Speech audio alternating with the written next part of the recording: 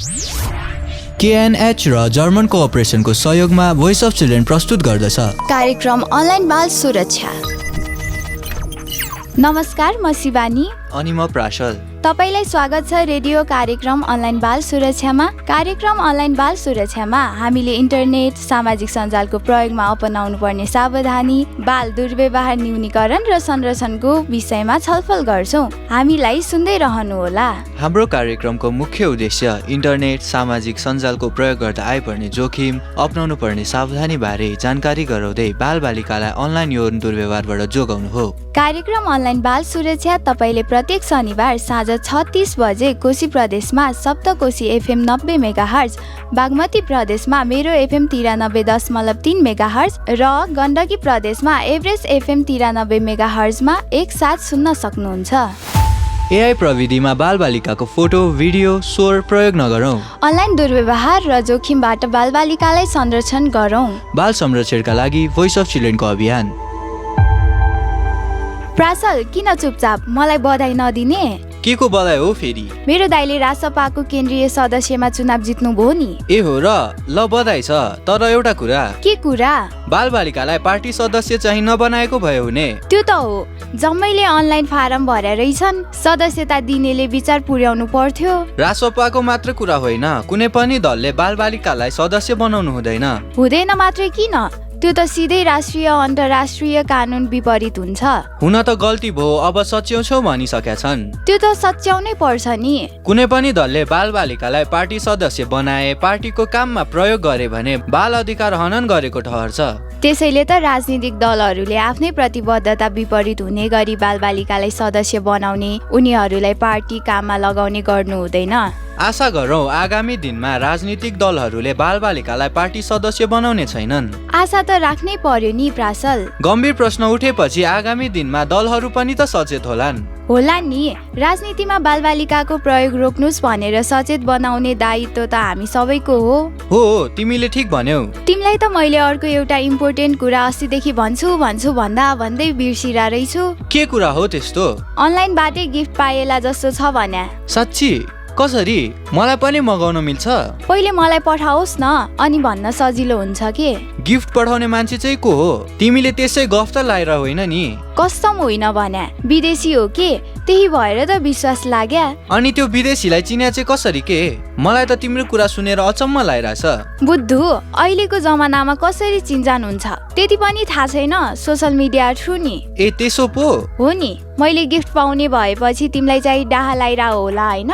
मलाई नचिनेको मान्छेबाट गिफ्ट चाहिए पनि छैन, बरु तिमी चाहिँ के? तिमी चाहिँ सोशल मिडिया थ्रु चिन्जान भएर गिफ्ट पठाउने भनेपछि त रिलेसनमै छौ कि क्या हो? त्यस्तो त होइन, तर अहिले त दिनहु कुरा हुन्छ।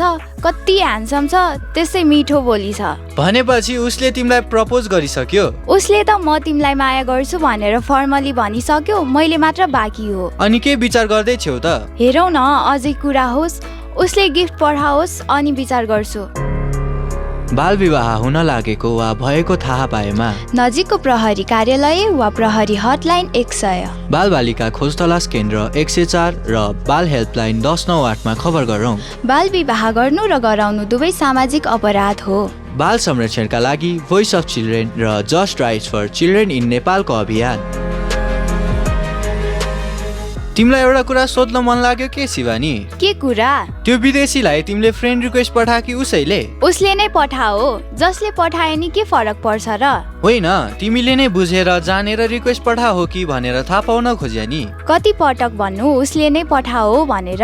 अनि तिमीले एक्सेप्ट गरिहाल्या? रिक्वेस्ट आएपछि यसो हेरेर मान्छे राम्रै लाग्यो अनि एक्सेप्ट गरे नि, यसमा के ठुलो कुरा छ र? तिमी पनि मान्छे अनुहारले राम्रो हुन्छ कि बानीले? अफ कोर्स, बानी बेहोराले। उसको स्वभाव तिमीलाई थाहा छ त? ऊ कस्तो मान्छे हो, के गर्छ, सबै बुझ्या छौ त? कम्ती केयर गर्दैन हो मेरो, तिमीलाई कस्तो छ, के चाहिन्छ भनिरा हुन्छ। एकदमै कुरा बुझ्ने मान्छे लाग्छ मलाई त। मलाई त यस्तो कुरामा विश्वास लाग्दैन। रियल लाइफमा चिनिरा मान्छेको त भर हुँदैन, त्यसमाथि सोसियल मिडियामा चिनेको त खै कस्तो पो होला। टेन्सन नलेउ न, तिमीलाई पनि गिफ्ट देखाउला। पर्दैन, गिफ्ट दिन्छु भन्ने जति सबै राम्रो मान्छे हुन्छन् र भने। गिफ्टको मात्रै कुरा हो र? अरू पनि धेरै कुरामा तिमीलाई सहयोग गर्छु छु भविष्यमा हामी भेट्नुपर्छ भन्या छ। मलाई त अझै पनि शङ्कै छ।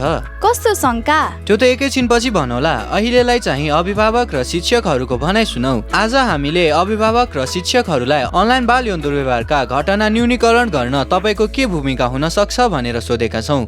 एकैछिन उहाँहरूको भनाइ सुनौ। बुकमा इन्क्लुड नभएको हुनाले चाहिँ अब छुट्टै किसिमको पढाइ चाहिँ त्यसको लागि गरिँदैन। तर कहिलेकाहीँ अब कुनै पनि कुरोहरूको लागि अपराधहरू हुँदाखेरि चाहिँ त्यसको इक्जाम्पल दिनुहरू पर्दाखेरि चाहिँ यो कुराहरू चाहिँ अपराधजनक हो होइन, यो कुराहरूले नकारात्मक कुराहरू हुन्छ, यस्तो किसिम यो इन्टरनेटद्वारा पनि धेरै किसिमको क्राइमहरू भइरहेछ, यो कुराहरू त्यस किसिमको हुन्छ भन्ने कुरो चाहिँ काउन्सिलिङको रूपमा दिँदाखेरि त्यस्तो किसिमको ज्ञानहरू चाहिँ दिन्छ।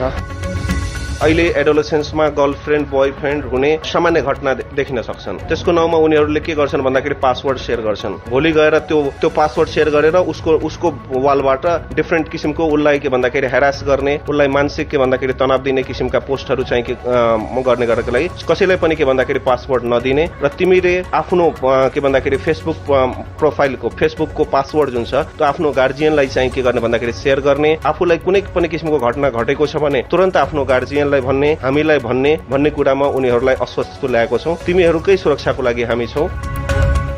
यो त हामीले एकदमै संवेदनशील रूपमा लिएको विषय नै छौँ। कुनै पनि विद्यार्थीहरू जहाँसुकै पनि दुर्व्यवहारमा पर्न सक्छन्। त्यसको लागि घर होस्, स्कुल होस्, जताततै पनि हुनसक्छ। त्यसको लागि हामीले भाइ बहिनीलाई एकदम सचेत चाहिँ बनाइरहेका छौँ। विभिन्न कार्यक्रमहरू र कक्षाहरू सञ्चालन गर्दै आइरहेका छौँ। क्लासमा नि विद्यार्थीहरूलाई अवेर गर्छौँ, यसरी चलाउनुहुन्छ, यो हुँदैन, यो गर्दा खराबी हुन्छ भनेर क्लासमा हामी सबै क्लासमा 6 देखि 10 सम्म विद्यार्थीहरूलाई नै हामी यसको अवेरनेस गर्छौँ, के गर्नुहुन्छ हुँदैन भनेर। अनि त्यो अनुसार नै अब हामी प्र्याक्टिकली पनि कम्प्युटरमा यस्तो कुराहरू मोबाइलतिर गर्नुहुन्छ भनेर नै हामी सिकाउँछौँ। अघि त खुब शङ्काको कुरा गर्दै थियौ त, ल भनिहाल कस्तो शङ्काको कुरा गर्या हो तिमीले, हामी पनि बुझौँ। उसले तिमीलाई यति माया गर्नुको कारण के हो बुझ्न सकिरा छैन? त्यो त उसैलाई सोध। उसलाई सोध्न कहाँ जानु, मैले सम्झाउने त तिमीलाई हो। यति सिम्पल कुरा छ, म पनि त राम्री छु, त्यसैले रिक्वेस्ट पठाएर साथी बनाएर माया गर्या होला नि। एउटा कतैबाट पनि नजिक हुन नपर्ने मान्छेले यत्तिकै रिक्वेस्ट पठाएन, त्यो पनि विदेशी भनेपछि उसको नियत खराब हुन सक्छ भन्ने पनि सोच्नु पर्यो नि। नियत खराब भएको भए त सुरुमै थाहा भइहाल्थ्यो नि। सुरुमा थाहा हुँदैन नि, उनीहरूले यसरी नै अनलाइन ग्रुमिङ गर्ने हो। कहिले गिफ्ट पठाउँछु भन्ने, कहिले के। त्यस्तो त होइन होला। यौन दुर्व्यवहार गर्नेहरूले बालबालिकालाई बिस्तारै ग्रुमिङ गर्दै लैजान्छन्। त्यसका लागि उनीहरूले गिफ्ट दिने कुरामा बल गर्छन्। हामीले पनि कुन उद्देश्यले यस्तो गरिरहेको छ भन्ने केही सोच्दैनौँ अनि नजानिदो तरिकाले हामीमाथि यौन दुर्व्यवहार हुन्छ। त्यसैले इन्टरनेट सामाजिक सञ्जालमा अपरिचितलाई साथी बनाउनु हुँदैन, सावधानीपूर्वक यसको प्रयोग गर्नुपर्छ। राम्रो सजेसनको लागि थ्याङ्क यू प्रासल। कार्यक्रममा अब बाल श्रोता क्लब गठनबारे जानकारी दिँदैछौँ, हामीसँगै रहनुहोला। साथीहरू, बालबालिकामाथि इन्टरनेट र सामाजिक सञ्जालको माध्यमबाट हुने यौन दुर्व्यवहार विरुद्ध सामूहिक अभियानलाई अझ व्यापक र प्रभावकारी बनाउनका लागि तपाईँहरूले बाल श्रोता क्लब गठन गर्न सक्नुहुन्छ। अनलाइन बाल यौन दुर्व्यवहार विरुद्धको अभियानमा तपाईँ हामीबीच सहकार्य आवश्यक छ भन्नेमा जोड दिँदै भोइस अफ चिल्ड्रेनले बाल श्रोता क्लब गठन गरिरहेको छ। साथीहरूले कम्तीमा 10 जना र बढीमा 15 जनासम्म रहने गरी क्लब गठन गर्न सक्नुहुन्छ।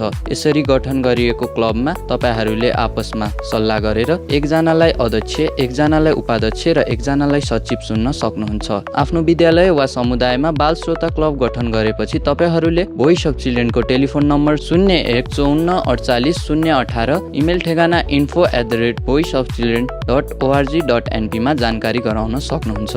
अनि क्लबको नाम राख्दा आफ्नो ठाउँको नाम अगाडि जोडेर राख्न सक्नुहुन्छ। यसरी गठन गरेको बाल श्रोता क्लबलाई भोइस अफ चिल्ड्रेनले सहजीकरण गर्छ। तपाईँ स्वयं वा तपाईँको साथी आफन्त कोही पनि अनलाइन बाल यौन दुर्व्यवहारबाट प्रभावित बन्नु भएको छ? कसैले तपाईँलाई अनलाइनबाट यौन दुर्व्यवहार गर्न खोजेको छ भने तत्काल मोबाइल नम्बर 985113 मा खबर गर्न सक्नुहुन्छ। साथीहरूलाई बाल श्रोता क्लब गठन गर्न अनुरोध गर्दै आजका लागि कार्यक्रम अनलाइन बाल सुरक्षाबाट म प्रासल अनि म शिवानी बिदा माग्छौँ। नमस्कार। अभिभावकको निगरानीमा मात्र सामाजिक सञ्जाल चलाउन बालबालिकालाई प्रोत्साहित गरौँ। अनलाइनबाट हुने दुर्व्यवहार र जोखिमबाट बालबालिकालाई सुरक्षित राखौँ। बाल संरक्षणका लागि भोइस अफ चिल्ड्रेनको अभियान।